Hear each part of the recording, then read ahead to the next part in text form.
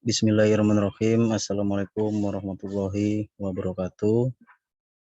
Selamat siang, selamat pagi, selamat malam teman-teman semuanya. Berjumpa lagi ya dengan saya Aditya. Di sini kita akan memperlanjutkan untuk materi training yang sebelumnya ya teman-teman ya. Ini adalah lanjutan dari materi yang sudah kita jalani sebelumnya. Semoga teman-teman bisa menyimak di materi singkat ini.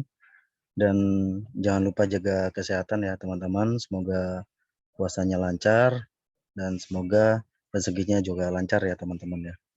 Ya kali ini materi tidak melalui Zoom ya, tapi melalui rekaman video yang nantinya akan diupload di YouTube Iskariman Academy. Silakan untuk teman-teman untuk melihat ya, untuk melihat di YouTube kita. Jika berkenan boleh di like, subscribe, bahkan di share ya teman-teman ya. Gitu. Baik teman-teman. Judul materi kali ini yaitu istilah wajib hafal properti. Jadi di materi sebelumnya kita udah mempelajari mengenai fundamental mindset tentang kelas WA Mastery, dan kelas WA itu ada beberapa kelasnya ya kemarin ya teman-teman ya, sampai 6 ya, selama 3 hari berturut-turut offline ya saya japri ke teman-teman. Nah, selanjutnya ini materi yang sering banget ditanyakan oleh customer kita, baik yang sudah beli maupun yang belum beli. Ya khususnya yang belum beli ya teman-teman ya semua. Nah, ini istilah wajib hafal properti itu apa sih gitu kan. Jadi begini ya teman-teman ya, teman-teman di marketing properti ini atau di pemasaran properti ini harus wajib banget nih tahu nih hafal mengenai properti, termasuk legalitas dan lain-lain. Makanya di sesi kali ini saya akan mencoba menjelaskan ya, atau kita akan bongkar bareng ya teman-teman ya. Gitu. Nah yang pertama itu istilah wajib hafal itu harus tahu mengenai kafling itu apa, terus yang kedua PPJB itu apa, akad itu apa, SHM itu apa, girik atau letter C itu apa, terus mengenai properti, nah terus pajak, zona hijau, zona kuning, HGU atau HGB, AJB, dan NJOP ya teman-teman ya. Baik. Nah, istilah-istilah yang wajib dihafal oleh marketing properti pemula itu yang saya sebutkan tadi ya teman-teman ya. Itu harus wajib banget teman-teman hafal semua agar memudahkan teman-teman untuk menjual properti gitu, dimanapun teman-teman berada. Nah, itu kafling tanah gitu. Kafling tanah itu apa sih gitu kan. Nah, kafling tanah ini dibagi beberapa macam ya teman-teman ya. Cuman di sini saya ringkas menjadi 4, yaitu kafling villa, kafling serbaguna, kafling ruko, dan kafling rumah. Nah, jadi pengertian kafling ini adalah bagian tanah yang sudah dipetak-petak dengan ukuran tertentu gitu. Nah, jadi misalkan gitu kan kita membeli sebuah tanah atau sebidang tanah dengan luas 1000 meter gitu ya teman-teman ya. Nah, teman-teman ini dibagi lagi tuh, dipecah lagi, dipetak-petak menjadi misalkan jadi 10 gitu kan. Jadi otomatis kan per satu kaflingnya atau per bidang tanahnya itu ukuran 100 meter gitu. Jadi gitu ya teman-teman ya, tanah yang udah dipetak-petak atau yang udah dibagi gitu. Biasanya ukurannya variatif gitu. Nah, ini kafling villa berarti kan peruntukan untuk villa, misalkan kafling serbaguna peruntukannya untuk misalkan bisa bikin rumah, bisa bikin villa, atau bisa bikin hidroponik, perkebunan, dan lain-lain. Terus ada juga kafling ruko ya teman-teman ya. Jadi kafling ini memang dinobatkan atau direncanakan untuk pembangunan ruko gitu. Nah, selanjutnya ada kafling rumah. Ini kafling rumah yang sering kita dengar ya teman-teman ya. Mungkin bagi teman-teman yang tinggal di perumahan itu ada beberapa kafling yang kosong. Jadi kalau di gambar ini bentuknya kayak gitu ya teman-teman ya. Jadi udah dipetak-petak seperti itu gitu. Nah, selanjutnya itu ada akad PPJB gitu. PPJB itu apa sih? PPJB itu adalah perjanjian pengikat jual beli. merupakan jaminan hukum pada saat membeli tanah atau bangunan. Jadi setelah teman-teman tahu lokasinya gitu kan, terus pengen membeli suatu suatu tanah atau bangunan tersebut, itu biasanya ada namanya akad dan PPJB. Akad dan PPJB itu kepanjangannya perjanjian pengikat jual beli. Jadi itu pasti ada ya teman-teman ya. Jadi istilah PPJB itu artinya perjanjian pengikat jual beli antara si pembeli dan si pemilik, atau antara developer dan si pembeli gitu ya teman-teman. Nah, selanjutnya ada SHM atau sertifikat hak milik. Nah, mungkin ini udah nggak awam lagi ya bagi teman-teman. Mungkin udah pada tahu kalau SHM itu sertifikat hak milik adalah jenis sertifikat yang pemiliknya memiliki hak penuh atas kepemilikan tanah pada kawasan dengan luas tertentu. Nah, ini dikeluarkan oleh BPN ya, teman-teman ya, dan diakui oleh negara. Gitu. Jadi sertifikat tertinggi itu ya sertifikat hak milik gitu kan. Kan ada namanya sertifikat GIRIK, sertifikat AJB gitu. Nah, untuk SHM ini berarti itu sudah jadi hak milik kita gitu. Tanah atau bangunan sudah menjadi milik kita gitu, dan itu dikeluarkan langsung oleh BPN ya, dan diakui oleh negara gitu. Jadi udah nggak bisa ditanggung gugat gitu. Jadi bisa melalui proses hukum kalau misalkan ada yang macam-macam gitu ya teman-teman ya. Nah, selanjutnya ketahuilah istilah pertanahan. Pertanahan itu ada namanya tanah girik, tanah Eigendom Verpanding, selanjutnya ada tanah Eigendom, nah selanjutnya tanah liter C dan tanah petok D gitu. Jadi untuk tanah girik, tanah yang dikuasai seseorang yang memiliki girik. Girik hanyalah bukti pembayaran pajak atas tanah yang bersangkutan kepada otoritas kolonial. Nah, jadi surat girik ini atau sertifikat girik ini itu adalah bukti ya teman-teman ya, bukti pembayaran pajak gitu. Jadi belum kuat banget nih gitu untuk sertifikatnya. Nah, yang kedua, tanah Eigendom Verpanding itu tanah berhak milik rezim pertanahan kolonial barat bagi masyarakat pribumi. Bukti kepemilikannya sebatas verpanding alias surat tagihan pajak gitu ya.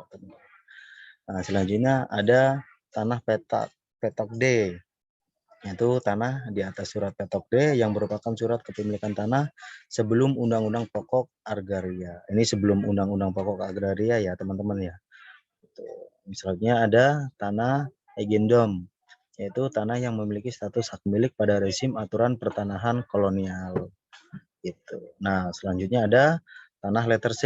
Tanah letter C itu tanah di atas buku letter C yang merupakan buku register pertanahan yang ada di desa atas kepemilikan tanah di lokasi tersebut secara turun-temurun. Itu biasanya tersimpan di kepala desa, teman-teman. Nah, tapi dari 5 ini kemungkinan kita sering atau familiar mendengar dengan tanah girik, tanah liter C gitu.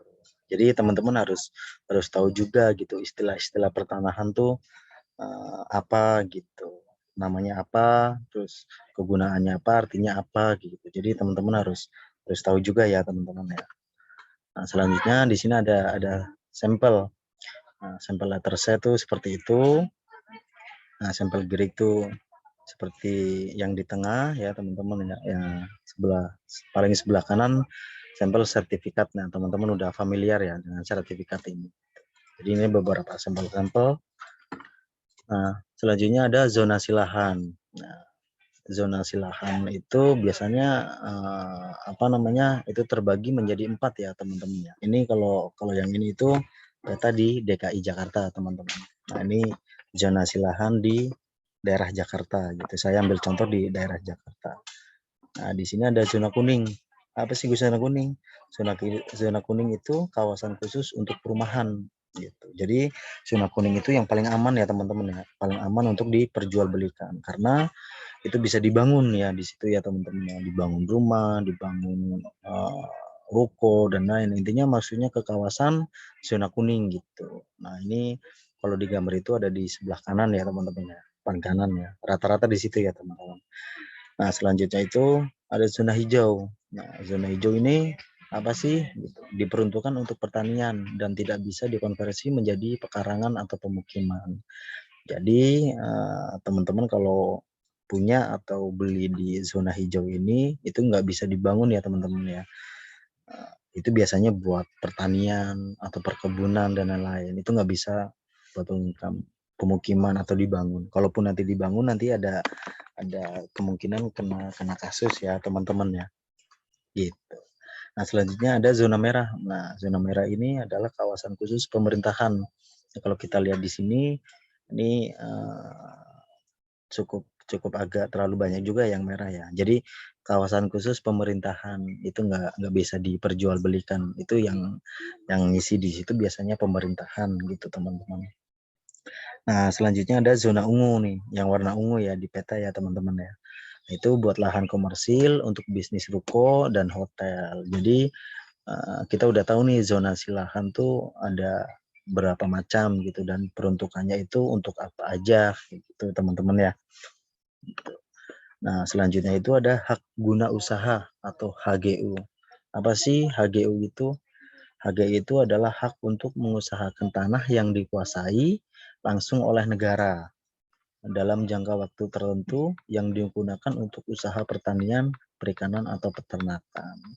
Nah, jadi untuk HGU ini yang mengusahakan tanah yang dikuasai oleh negara langsung dalam jangka waktu tertentu ya teman-teman ya. Biasanya perkebunan sawit gitu terus atau pengelolaan bisnis perikanan ataupun peternakan ya teman-teman ya gitu. Beda halnya dengan HGB ya teman-teman ya. Kalau HGB kan hak guna bangun gitu. Nah, selanjutnya ada jenis-jenis hak atas tanah ya teman-teman ya. Nah, di sini ada hak guna bangun gitu. Hak guna bangun itu hak untuk mendirikan dan memenuhi bangunan-bangunan di atas tanah yang bukan miliknya sendiri. Contoh di mana teman-teman? Itu bisa di apartemen. Paling banyak di apartemen ya teman-teman ya. Nah, HGB ini, hak guna bangun ini diberikan untuk masa berlaku paling lama 30 tahun. Jadi mungkin kita sebagian pernah dengar ya kalau di apartemen itu pakainya kebanyakan HGB ya teman-teman ya. Karena itu apa namanya? Bangunannya itu di atas tanah yang bukan milik sendiri gitu, bukan milik si pembeli itu gitu. Nah, itu paling lama 30 tahun, tapi kebanyakan bermacam-macam, ada juga yang 20 tahun, 25. Nah, ini maksimalnya 30 tahun dan bisa diperpanjang ya, teman-teman ya. Bisa diperpanjang itu jangka waktu paling lama 20 tahun. Jadi totalnya itu bisa 50 tahun. Gitu. Jadi selama 50 tahun itu kita bisa tinggal di hak guna bangun. Yang legalitasnya hak guna bangun. Nah, selanjutnya subjek HGB. Itu penting juga ya teman-teman ya. Nah, itu apa sih? Warga, pastinya warga negara Indonesia. Yang kedua, badan hukum yang didirikan menurut hukum Indonesia dan berkedudukan juga di Indonesia, teman-teman. Gitu. Nah, terus selanjutnya hak guna usaha ya atau HGU, hak untuk mengusahakan tanah yang dikuasai langsung. Gitu. HGU diberikan untuk masa berlaku paling lama 35 tahun dan dapat diperpanjang untuk jangka waktu paling lama 25 tahun. Jadi ada masing-masing tambahan 5 tahun ya teman-teman ya dari HGB ya. Subjeknya apa aja? Yang pasti warga Indonesia, terus badan hukum yang didirikan menurut hukum Indonesia dan berkedudukan di Indonesia. Gitu. Selanjutnya ada hak pakai. Nah, hak pakai ini hak untuk menggunakan dan atau memungut hasil dari tanah yang dikuasai langsung oleh negara atau tanah milik orang lain yang memberi wewenang dan kewajiban yang ditentukan dalam keputusan pemberiannya oleh pejabat yang berwenang memberikannya atau dalam perjanjian dengan pemilik tanahnya yang bukan perjanjian sewa menyewa atau perjanjian pengelola tanah. Jadi hanya hak pakai, hak dalam memakai suatu tanah tersebut ya teman-teman. Nah, subjeknya warga Indonesia, badan hukum, departemen, lembaga pemerintahan, non-departemen, pemerintah daerah, badan keagamaan, dan lain-lain. Nah, yang terakhir hak milik ya teman-teman ya. Hak milik ini hak turun-temurun terkuat dan terpenuh yang dapat dipunyai orang atas tanah dengan mengingat ketentuan semua hak atas tanah mempunyai fungsi sosial. Gitu. Subjeknya pastinya warga negara Indonesia, badan hukum yang didirikan menurut hukum di Indonesia dan berkedudukan di Indonesia juga. Ini dasar hukumnya dari Undang-Undang Nomor 5 Tahun 1960, Peraturan Pemerintah Nomor 40 Tahun 1996, Peraturan Menteri ATR atau Kepala BPN Nomor 7 Tahun 2017. Gitu ya teman-teman ya. Nah, selanjutnya itu ada NJOP. Apa sih itu NJOP gitu kan? Nah, NJOP adalah nilai jual objek pajak. Gitu. Jadi NJOP adalah harga rata-rata yang diperoleh dari transaksi jual beli yang terjadi secara wajar. Jika tidak ada transaksi jual beli, NJOP ditentukan melalui perbandingan harga dengan objek lain yang sejenis atau nilai perolehan baru atau NJOP pengganti. Jadi bermacam-macam ya untuk nilai NJOP ini ya teman-teman. Terkadang ada juga orang atau badan usaha yang menjual harga tanahnya itu di atas atau di bawah nilai NJOP gitu. Jadi tergantung ya teman-teman ya. Tuh ini di sini ada contoh nilai NJOP-nya. Gitu. Jadi kalau NJOP ini adalah harga rata-rata yang diperoleh dari transaksi jual beli yang terjadi secara wajar. Gitu. Nah, selanjutnya ada AJB. Ini mungkin bisa dibilang adik-adiknya SHM ya teman-teman ya. Nah ini sebelah kiri ada contoh AJB-nya. Nah akta jual beli ini adalah bukti otentik yang sah ya teman-teman ya untuk peralihan hak atas tanah dan bangunan. Yang membuat AJB adalah pejabat umum berwenang seperti PPAT gitu. Jadi akta jual beli ini adalah bukti yang otentik ya teman-teman ya, bukti yang sah peralihan hak atas tanah dan bangunan, dan yang membuat AJB ini adalah PPAT notaris atau notaris gitu ya teman-teman. Nah ini ada contohnya di sebelah kiri. Jadi akta jual beli ini adalah bukti otentik yang sah ya teman-teman ya. Gitu. Nah selanjutnya kita rangkum ya teman-teman ya definisi istilahnya gitu dari apa yang kita bahas tadi. Yang pertama adalah properti gitu. Properti adalah berupa tanah dan bangunan serta tanah, sarana dan prasarana yang merupakan bagian yang tidak terpisahkan dari tanah atau bangunan yang dimaksudkan. Nah, jadi kalau properti di sini itu yang dimaksud itu berupa tanah dan bangunan ya teman-teman ya, bukan properti yang pada saat dipergunakan misalkan ada acara nikahan atau ada acara lain-lain itu kan ada properti juga ya teman-teman ya, tapi yang dimaksud properti bukan properti itu. Jadi yang kita bahas di sini adalah properti yang berupa tanah dan bangunan ya teman-teman ya. Jadi jangan disalahartikan nantinya gitu. Nah, yang kedua adalah kafling. Kafling adalah bagian tanah yang sudah dipetak-petak dengan ukuran tertentu. Seperti yang tadi saya bilang, misalkan kita beli tanah seluas 10.000 atau minimal 1.000 lah, 1.000 meter. Nah itu dipecah-pecah atau dipetak-petak, itu biasanya disebut dengan kafling tuh.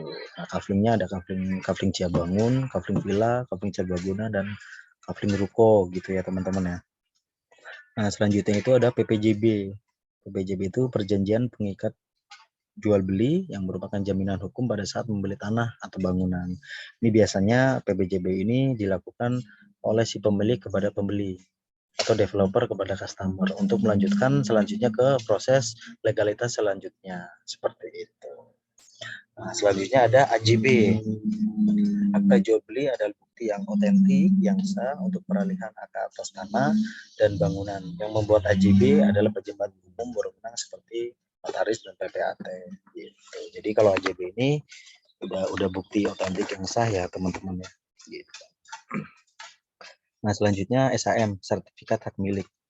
Itu pemiliknya memiliki hak penuh atas kepemilikan tanah pada kawasan dengan luas tertentu.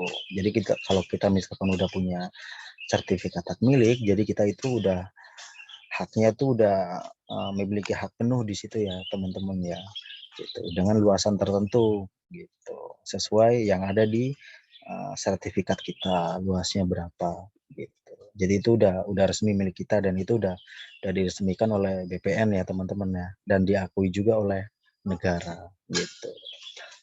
Nah, selanjutnya ada GIRIK gitu. Adalah surat keterangan atas bidang tanah dan berbentuk surat keterangan tanah yang dikeluarkan dari kelurahan serta kecamatan setempat.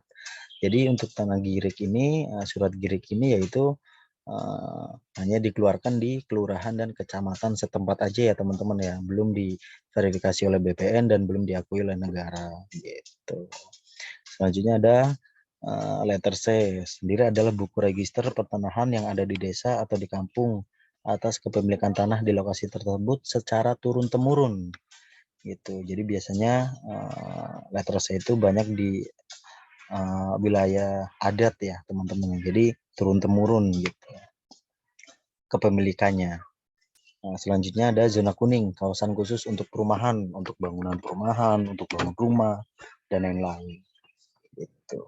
Selanjutnya ada zona hijau, memang diperuntukkan untuk pertanian dan tidak bisa dikonversi atau dibikin atau dibuat atau dibangun menjadi pekarangan atau untuk pemukiman. Jadi kalau zona hijau ini nggak bisa dibangun untuk pemukiman atau tempat tinggal ya teman-teman ya.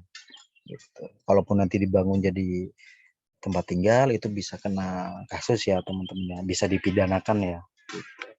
Selanjutnya ada HGU. HGU itu adalah hak untuk mengusahakan tanah yang dikuasai langsung oleh negara dalam jangka waktu tertentu yang digunakan untuk usaha pertanian, perikanan atau peternakan gitu. Jadi ada jangka waktunya untuk kepemilikannya ya teman-teman ya. Nah, selanjutnya itu HGB. HGB adalah hak guna atas bangunan dan tidak termasuk lahan. Jadi hanya bangunannya saja ya teman-teman ya. Itu biasanya ada di apartemen karena si pemilik apartemen ini nggak punya tanah tapi dia punya bangunannya gitu. Jadi hak guna bangun. Nah, itu biasanya ada jangka waktunya ya teman-teman ya, maksimal 30 tahun. Nah, terus selanjutnya bisa diperpanjang sampai 20 tahun juga. Nah, untuk HGU itu masing-masing ada tambahan 5 tahun dari HGB ya teman-teman, lebih panjang sedikit. Nah, sedangkan SHM merupakan status kepemilikan lahannya yang lebih kuat gitu. Jadi kalau SHM ini ibaratnya udah paling kuat ya teman-teman ya untuk sertifikat atau surat yang kita miliki gitu teman-teman. Ya, mungkin itu saja materi singkat pada kelas ini atau materi ini. Nah, ini adalah lanjutan ya teman-teman ya, lanjutan dari KULWAP dan WA, aturan jualan rice WA dan fundamental mindset gitu. KULWAP ya alhamdulillah teman-teman kemarin udah menjalankan KULWAP selama 3 hari berturut-turut ya. Saya japri terus tiap pagi dan malam gitu. Alhamdulillah banyak respon yang bagus juga dari teman-teman mau belajar, semangat belajar gitu. Ya teman-teman, nah mungkin nanti di hari di hari Sabtu malam Minggu untuk kemudian kita ketemu lagi tapi via Zoom ya teman-teman ya, via online Zoom. Mungkin nanti pada sholat taraweh ya teman-teman ya, jam 8:30 kemungkinan.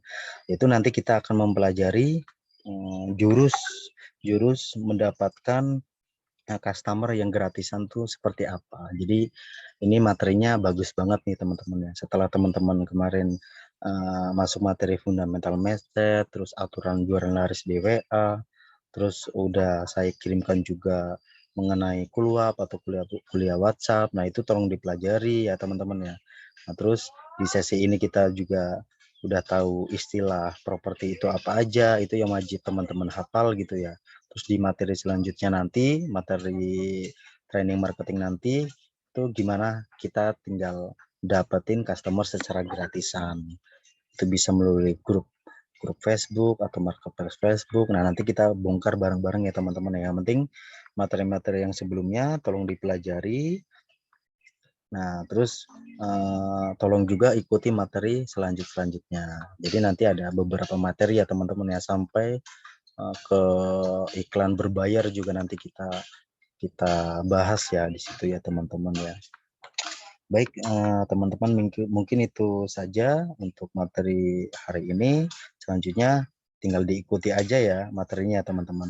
Nah, nanti untuk Untuk apa namanya, yang ini diupload di YouTube Iskariman Academy ya teman-teman ya. Nanti teman-teman tinggal tonton aja di situ, tinggal dipelajari gitu ya teman-teman. Mohon maaf banget teman-teman kalau yang istilah ini nggak via Zoom karena materinya agak singkat ya teman-teman ya. Jadi nanti teman-teman bisa pelajari juga di YouTube Iskariman Academy. Nanti akan saya share linknya, silakan teman-teman pelajari. Dan jangan lupa juga hari Sabtu kita ketemu via Zoom ya teman-teman ya. Judulnya Jurus Dapatkan Customer Secara Gratisan. Nanti kita bongkar semua tuh di situ teman-teman. Nah mungkin itu aja dari saya. Terima kasih. Assalamualaikum warahmatullahi wabarakatuh.